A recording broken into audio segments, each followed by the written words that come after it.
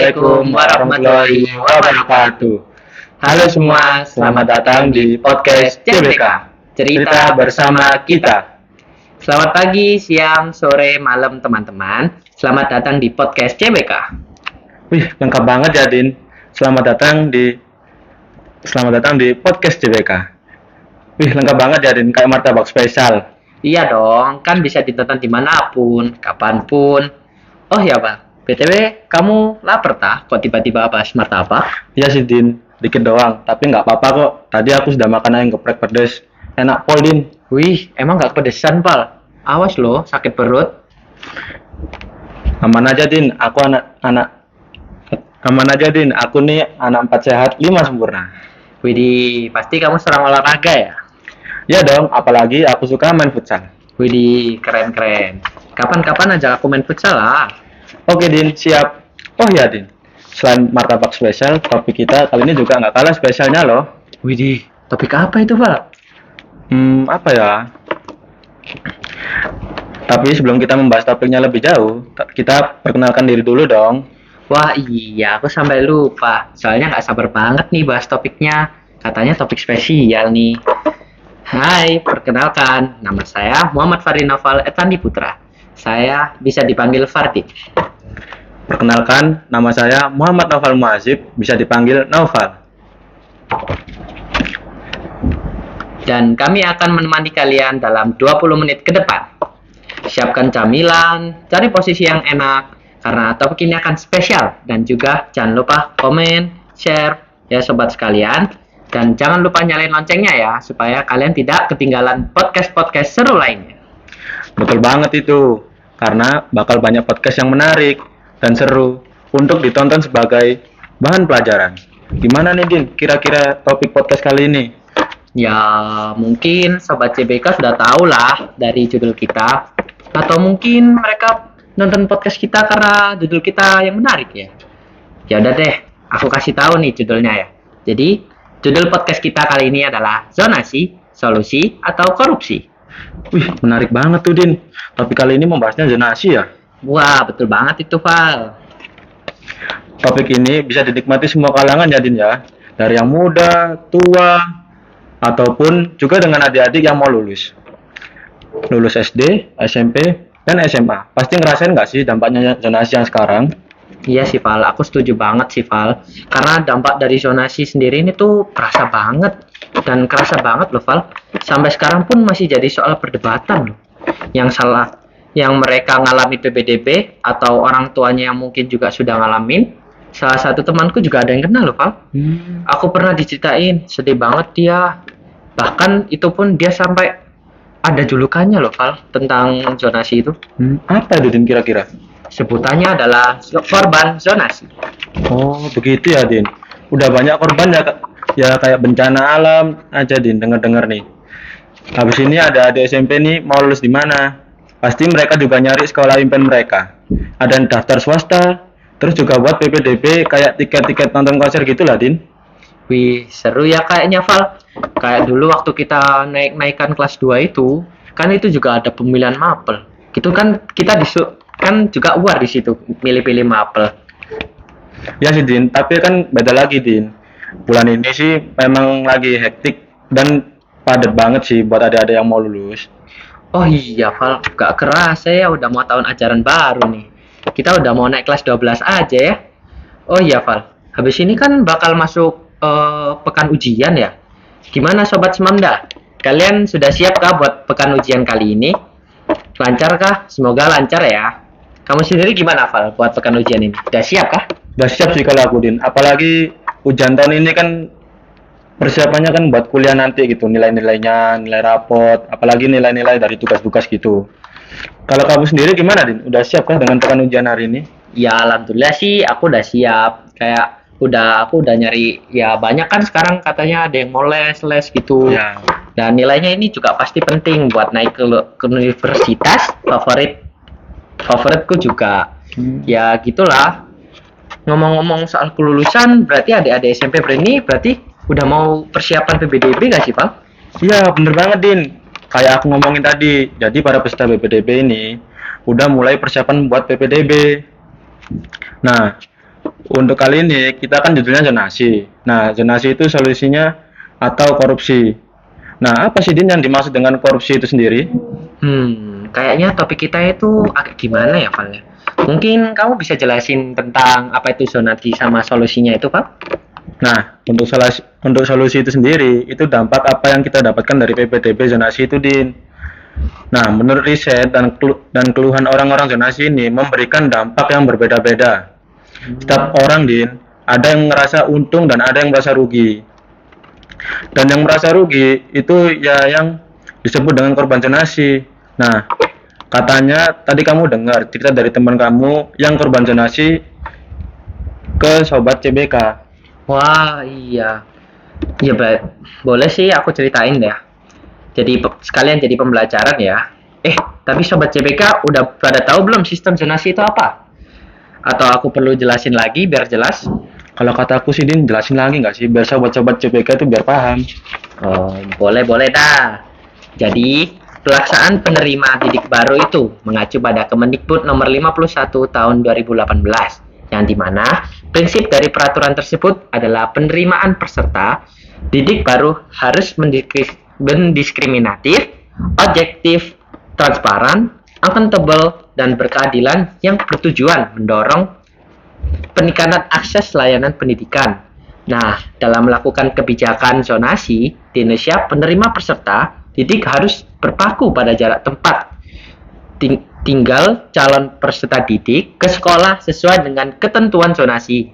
Nah, kebijakan untuk menentukan jarak antara tempat tinggal dan ke sekolah yang diinginkan tuh berbeda-beda loh, Val. Terus untuk temen sendiri kemarin gimana, Din? Kalau kata temanku, dia menggunakan ditarik lurus antara rumah ke sekolah dengan jarak yang dihitung menggunakan radius gitu, Pak.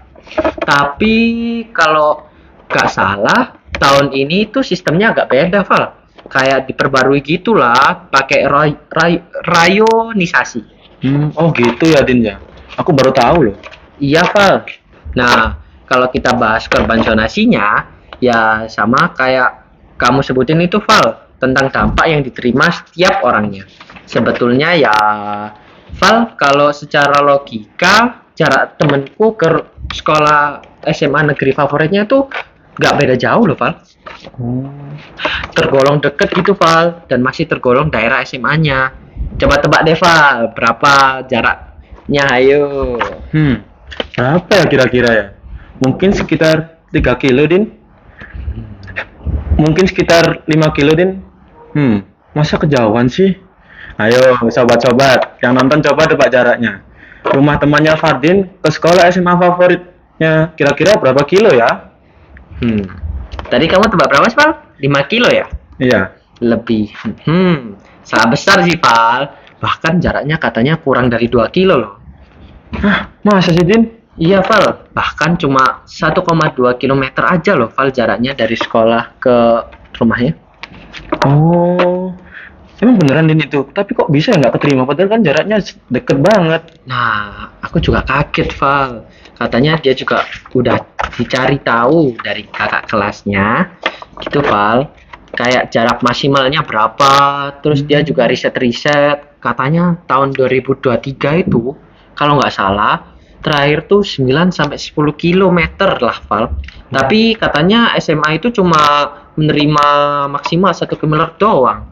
Jadi ya aku juga kaget kok bisa sejauh itu pembandingannya dari sama risetnya gitu, Val. Oh, persyaratannya ketat banget ya, Din ya. Berarti jalur zonasi konsepnya oke-okean ya. Bener banget, Val. Ada banyak faktor yang dibikin untuk diterima di jalur zonasi. Ya katanya SMA negeri dia itu padat penduduk, Val, dan dikelilingi perumahan juga. Emangnya di sana nggak ada SMA negeri lain, Din? Kenapa harus SMA negeri itu? Nah, harapannya dia juga begitu, Val. Harapannya ada satu SMA lagi di dekat daerahnya. Tapi sayangnya nggak ada di daerah itu, Val. Katanya di daerah itu tuh perataan sekolah SMA negerinya itu kurang banget. Terus tapi di daerahnya itu SMP-nya malah yang banyak negerinya, Val. Katanya sih ada 3. Dia juga bilang di daerah tetangganya Tidak ada SMA negerinya, Val. Jadi sulit banget sih menurutku. Adapun SMA negerinya itu agak jauh, katanya beda 2 kecamatan. Oh gitu ya Din ya. Kenapa nggak ambil semua aja Din sekolah? Diborong gitu. Kayak itu ada patah kejarlah ilmu sampai ke negeri Cina. Kok nggak diambil semua Din? Kalau aku ya, Val, gini deh, Val. Kalau logikanya ya, SMA yang katanya beda 2 kecamatan, itu temenku. Sedangkan yang perbatasan dengan daerah di pinggirnya aja loh, katanya itu nggak keterima, Val. Gimana temenku yang beda 2 kecamatan, Val? Nggak tambah jauh, Val. Ya juga sih. Aku juga prihatin di dengernya. Kayak dengerin drama ya aku. Drama korban zonasi. Iya. Oh iya Din. Ngomong-ngomong, temanku juga cerita loh tentang sistem zonasi. Tapi dia kebagian sama yang keterima lah zonasi. Tapi ya Din ya, menurutku tuh kayak caranya tuh agak licik banget gitu loh. Waduh, emang liciknya itu kenapa, Val? Kok sampai bisa dibilang licik gitu? Jadi itu katanya banyak peserta PPDB yang nggak ngerubah dan nggak memperbarui alamat kartu keluarga, domisili, tempat tinggal mereka, dan bahkan ada yang sampai rela pindah nama di kartu keluarga orang lain loh. Waduh. Ataupun kerabat mereka yang jaraknya lebih dekat dengan sekolahnya. Nah, istilahnya tuh kayak numpang kakak gitu. Wah, iya. Aku tahu, aku pernah dengar istilah itu, Val. Gitu banget sih ya. Mereka Iya. buat perjuangan loh, masuk zonasi. Pantes saja temanku kalah, yang jaraknya lumayan deket loh. Kayak dia udah ngehitung jaraknya, kayak bener-bener dihitung teliti sama dia. Kayak aku pernah dengar juga sih, Val. Katanya kalau sistem zonasinya harus sesuai titik rumah dan juga bakal didatangi oleh pihak temunya, Val. Oh, Jadi setelah dengar itu, aku jadi makin sedih ya ngelihat temanku ini yang nggak dapet zonasinya. Malahan sistem yang harusnya diperbuat untuk pemerintah untuk mempermudahkan malah disalahgunakan oleh pihak-pihak lain. Jadinya korupsi deh buat orang lain. oh kayak gitu ya Din ya. Menurut aku juga ya Din, adanya sistem zonasi ini juga membuat para pelajar makin berkurang semangat mereka untuk mengejar nilai mereka loh. Justru itu malah gampangin dan cuman ngandelin sistem ini aja. Yang awal mereka ngejar nilai buat untuk sekolah favorit, sekarang malah kebalikannya, mereka cenderung malas karena daya juang mereka untuk ngejar nilai mereka melemah loh. Ketika diterima, nantinya rasa malas itu untuk belajar akan menyantol karena dari awal aja mereka mendapatkan aja sangat mudah loh. Iya sih, Val. Oh ya, dengar-dengar sih, Val, istilah prestasi kalah sama jarak. Ih, kamu pernah dengar nggak? Pernah sih Din, tapi itu gimana ya? Nah, sebenarnya itu kayak gimana ya? Kayak besarnya kota PPDB, Pak. Yang sistem zonasinya itu dibandingkan kota sama PPDB jalur prestasi. For information aja, katanya itu kota zonasi itu setengah dari kota PPDB prestasi, Pak. Jadi kota zonasinya itu 50%, sedangkan kota presentasinya itu astagfirullah. Kota prestasinya, nah 35% aja loh, Val. Hal ini tuh berdampak banget, Val, bagi buat mereka yang semangat para pelajar. Sebagian dari mereka itu kayak ngerasa, aduh, kok aku nih sia-sia ya belajar dari dapat nilai tinggi, tapi yang keterima malah yang lewat zonasi. Ya sih Din, aku paham ya kayak gitu ya. Kurangnya minatnya juga dan banyak perdebatan juga. Karena kalau bisa dibilang itu hanya bisa membuat hilangnya level favorit, Din. Nah, iya, Val. Jadi kayak secara nggak langsung tuh juga menurunkan kualitas sekolah juga. Iya ya. Dulu kan kalau di sini kan seharusnya murid-murid yang berprestasi itu kan rata-rata ya SMA negeri gitu ya. Terus emang difokuskin kan gitu, Pal, kayak sekolah negeri itu memfokuskan orang-orang yang berprestasi gitu. Iya Tapi sih. sekarang justru para siswa-siswi yang berprestasi ini malah nggak mendapatkan, Pal, kesempatan untuk merasakan fasilitas yang disediakan pemerintah. Malah mereka justru terbuang ke sekolah-sekolah yang mereka tidak inginkan, Pal.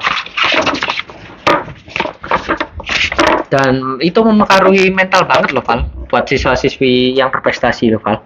Apalagi usia kita ini tergolong remaja yang masih labil. Sebagian besar patah semangat, merasa nggak ada harapan buat mereka.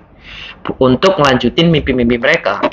Kedengarannya sih emang agak sedih ya, tapi ya mau gimana lagi, namanya juga kenyataannya begini.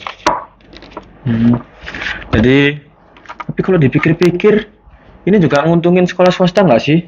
Karena mereka jelas-jelas menjadi pilihan alternatif untuk siswa-siswi yang nggak keterima zonasi itu. Tadi, jadi mereka akhirnya daftar deh ke sekolah swasta. Fasilitas yang diberikan sekolah swasta dan negeri pasti ada yang berbeda. Apalagi sekolah negeri rata-rata udah lama berdiri timbang sekolah swasta. Iya sih Val, menguntungkan banget ya buat sekolah swasta itu. Siswa-siswi yang pintar itu jadinya ngumpul ke sini, apalagi kalau swastanya itu favorit dan dilengkapi sarana dan prasarana yang mendukung setiap aksi dari siswa-siswanya. Contohnya sih kayak SMA Muhammadiyah 2 Sidoarjo ini ya, lengkap banget prasarananya. Wah, bentar deh, Din. Kok jadi promosi gini ya kita ya? Wah, udah nggak kerasa ya. Abis ini kita juga udah mau jenjang akhir di SMA. Padahal kemarin juga ngerasain drama awal, perasaan baru kemarin gitu loh, ngerasain drama zonasi pas kelas 6. Iya sih, jujur ya ngomong-ngomong soal apa ya? Korban zonasi? Oh iya, ngomong-ngomong korban zonasi yang nggak semangat buat belajar itu, temenku juga itu Val, menggambarkan banget loh Val. Dia berpikir kayak sebenarnya aku ini keterima di sini tuh kayak, aduh, kok aku masuk sekolah ini ya? Kayak aku tuh pinginnya ke negeri ini. Karena aku tuh kadang iri sama temen-temennya tuh. Kayak teman-temanku bisa masuk ke sekolah negeri ini walaupun lewat zonasi gitu.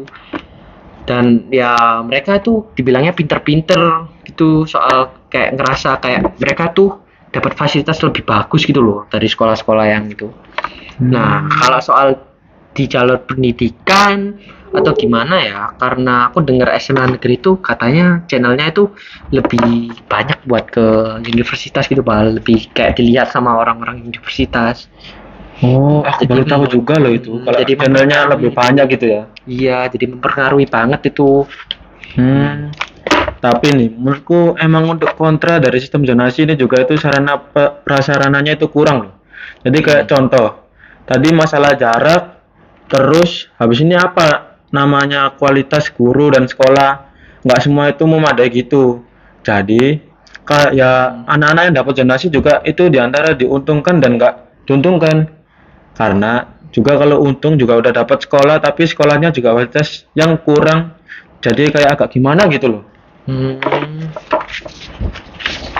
Iya sih, kan seharusnya tuh nggak kan kayak guru-gurunya itu sih Val. Aku denger guru-gurunya gitu kan. Juga pada kasihan Val sama yang bahas tentang malas tadi itu. Yang karena mereka dari awal sudah dapetin yang gampang, jadi mereka juga gampangin lah Val, kayak aduh aku sekolah sini loh gampang banget, gak perlu belajar serius gitu bisa masuk zonasi. Aduh, aku kasihan banget sih Val sama gurunya. Kak, aku juga sih. Mana ya? Kamu sendiri gimana Val? Kamu masuk sistem zonasi atau enggak? Untungnya enggak sih, Din.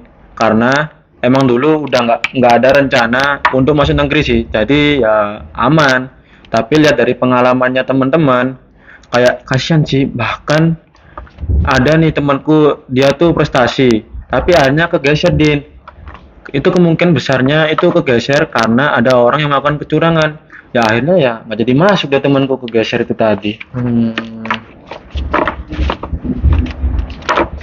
Tapi kan apa ya, kalau begitu tuh tapi juga nggak bisa ngalahin sih Val, karena emang kuotanya itu sistem PBDP ya, jadi jalur prestasi itu kecil banget, jadi kayak selisihnya per koma-komahan, terus akhirnya itu kegeser gitu sama PBDB yang zonasi, dia itu juga pakai koma walaupun selisihnya sedikit itu udah kegeser Val. Din, tapi kan seharusnya tuh nggak bisa gitu loh, Din. Kalau kegeser ya, kalau dari cerita temanku tuh prosesnya tuh apa? Bukan sekedar ngajin kayak nilai gitu doang loh.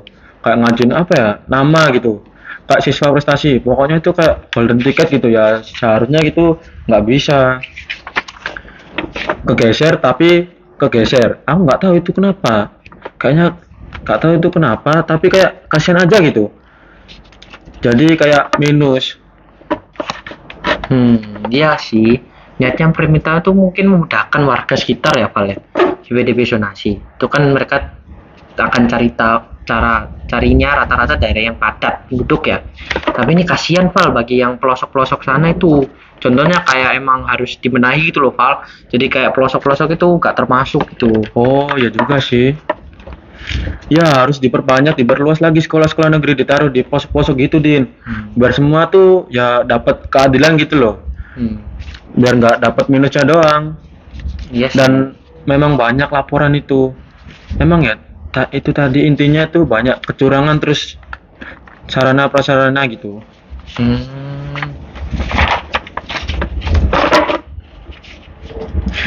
Nah, ternyata nggak kerasa Din ya, kita sudah di penghujung acara. Wah, iya nih Val. Ini udah kayak sesi curhat online aja ya. Iya. Iya, iya sobat-sobat. Cerita bersama kita, rasanya cepet banget ya kak. Padahal masih banyak lagi cerita yang menarik mau kita sampaikan ke sobat CBK. Iya. Tapi sobat CBK, kita percaya apapun kebijakan yang dikeluarkan oleh pemerintah pasti sudah dikaji berkali-kali dan dirancang dengan kan baik oleh pemerintah. Mungkin saran dari kami para siswa-siswi yang turut merasakan pahit manisnya zonasi, ada beberapa hal dari sistem ini yang perlu dibenahi lah. Terus dan lebih diperhatikan oleh ketakatan selektivitas dalam sistem ini. Pemerintah juga harus bisa memberi solusi dari keluhan-keluhan masyarakat yang tentang sistem ini. Harapan kami terhadap segala pemberatan di sistem ini sangat besar. Tentunya aspek tersebut akan sangat membantu lancarnya keberlangsungan sistem ini. Oh, betul tuh. Sebagai warga negara Indonesia yang baik, tugas kita hanya turut dalam berlangsungan sistem zonasi ini. Pesan kami untuk adik-adik yang sedang melaksanakan PPDB di tahun 2025, apapun hasilnya nanti harus ikhlas. Oke, ikhlas ya. Ikhlas dong. Ikhlas. Dimanapun kalian berada nantinya, jangan merasa kalau kalian berada di tempat yang salah atau tidak pantas. Jangan khawatir, berlian akan tetap menjadi berlian walaupun diletakkan di dalam yang buruk, dan ia akan tetap berkilau dan memukau walau tertimbun kotoran sekalipun. Anjay, bisa aja sih Val. Tetap semangat ya Sobat CBK. Percaya rencana dan takdir Allah. Tapi yang terbaik bagi Allah sudah pasti terbaik bagi juga buat kita. Thanks for watching Sobat CBK. Enjoy your video. Terima kasih sudah menemani kami selama 20 menit. Jangan lupa kalian kepoin konten-konten podcast mereka ya yang lainnya. Tersiar di akun YouTube ini ya. See you next time Sobat CBK. Wassalamualaikum warahmatullahi wabarakatuh.